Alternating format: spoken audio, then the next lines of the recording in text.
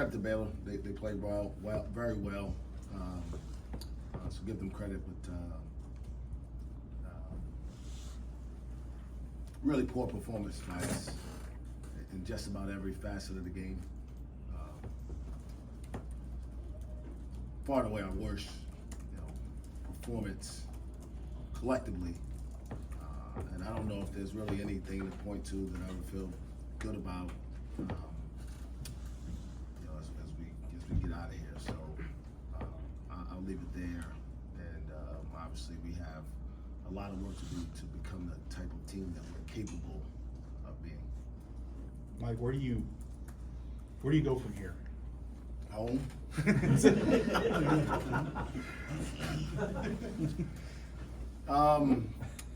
What you got to do is the process can't change, and whatever went into today happening, we've got to own it. Got to take personal accountability as the head coach myself, but each player also has to look in the mirror and figure out what more or what better they can do for the group. Because at the end of the day, that's what it's going to take. It's going to take everybody digging down a little deeper, finding a little bit more, and bringing it in a confident way, in a way that can translate into success. And it's probably a double-edged sword in the sense that there are a lot of still good opportunities out there for us. But no one is gonna fix it for us. No one's gonna feel like, well, those guys are struggling and lost a tough one early. They're out there, starting 5-man. No one cares, and so we gotta get back to the drawing board and figure out how to fix this stuff. You've had success in the past of improving throughout Big 12 play. Is there something you can pinpoint that you maybe got to flip? Is there something you need to do to kind of start that a little bit? I'm certain there's something. Yes. I can't point to it right at this moment. Obviously, right in the wake of the end of the game. But today's performance was unacceptable. We didn't compete at the level necessary to give ourselves a good chance to win. And so, here we are with a lot of work to do, and we gotta put our heads down and start figuring it out. Started in a 13-0 hole. What kind of went wrong there at the beginning? A little bit of everything, and when you're having scouting breakdowns against guys who you obviously highlight as you prepare, it doesn't foster a whole lot of confidence moving forward. So I think the first play was something that we worked on for 3 straight days. Simple baseline screen for LJ Cryer. He comes off wide open, makes a 3, and it just sets a bad tone. And then we talked about trying to keep those guys from a guard standpoint under wraps. And Keontae didn't score 30, but he was very, very comfortable out there most of the game. He just didn't take a ton of shots today, and that's a sign of a good player because he saw that LJ had it going early. And a really good player recognizes that and allows his teammate to have the success for the team that day. So that started it. LJ got going early. We also got kicked on the glass. So a lot of things didn't go well. A lot of it had to do with them, having a pretty determined and focused game plan. They had already dropped 2 at home. Obviously, you go through this league and you need to protect your home court. I'm sure that was a lot of the conversation with those guys. But for us, we got to figure out how we can be consistently more productive on both ends of the court. Coach, not having Moose out there, how big a factor is that? Yeah, I mean, there's no doubt that it's a factor.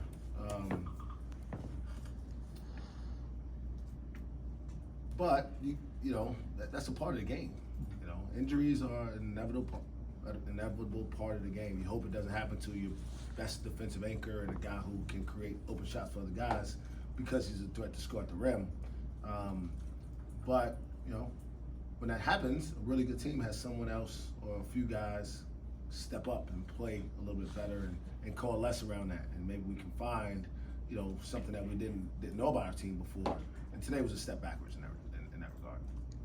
think you went 3 for 20 from 3 in the first half. Did you like the looks you were getting? What kind of went into that? Yeah, I mean, I thought we shot relatively, good shots. I'll have to go back and watch it to really assess where they came from, if they were coming from the right people in the right places on the floor. But I didn't look up and feel like, man, we're taking a bunch of bad shots. The nature of Caleb being in foul trouble along with Musa out meant that we're going to be pretty guard shooting oriented, for the game. So, obviously the last couple games we've been able to play through KB, for a lot of the game, and he's been able to produce at a high level. But obviously when he gets his second foul in the first half there, it changes the way you have to attack offensively.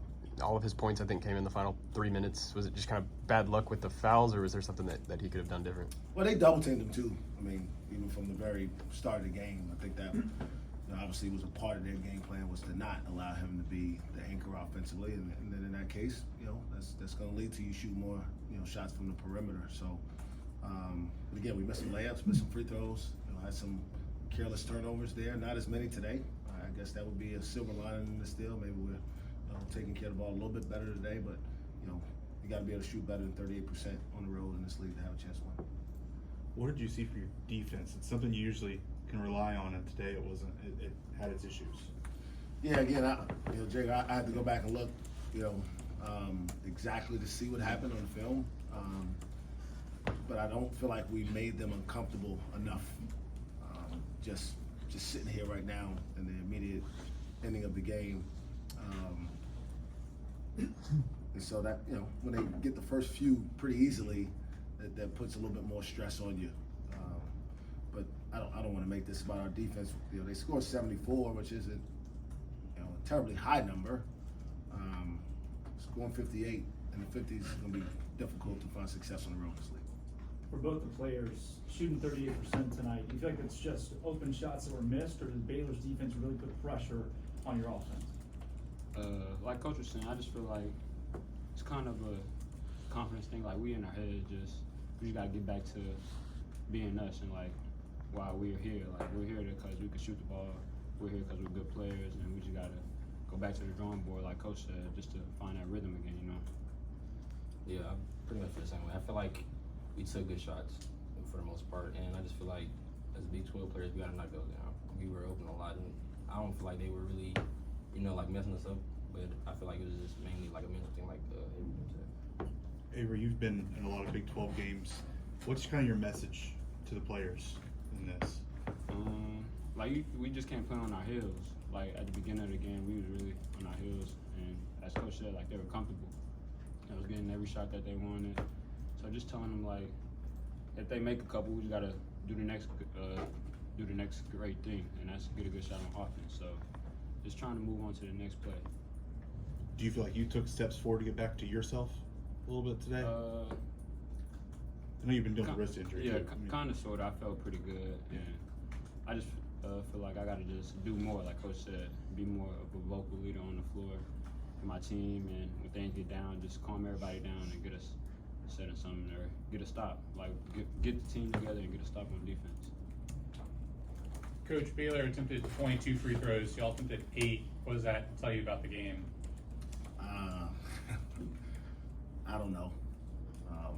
Maybe they were more aggressive driving the ball. We shot a lot of threes. So I have to go back and watch the film. It sounds like a trick question.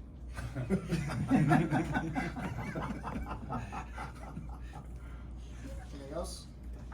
We'll wrap it up there. Thank you.